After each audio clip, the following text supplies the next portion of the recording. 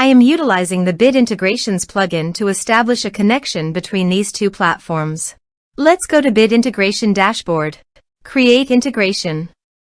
Search and select Ninja Forms. Select a form. Next, search and select Bit Form as an action. Give here the client ID. So, go to the Bit Form dashboard. App Setting. API. Copy the API key and save it.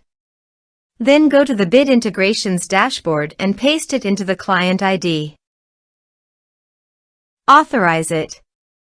Authorization is successfully done. Next, choose a form.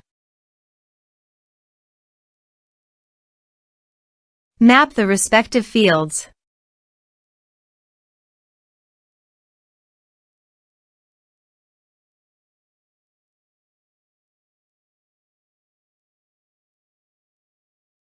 Here are some advanced features in conditional logic you can use for your own requirement.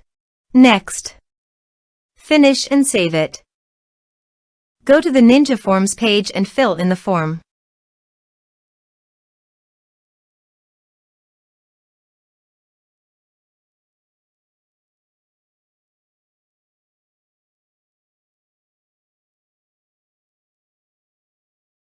Submit it.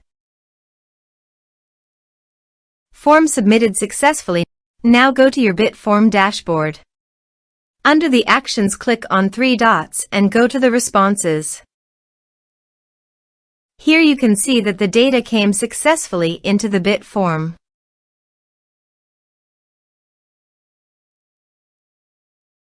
Thanks for watching.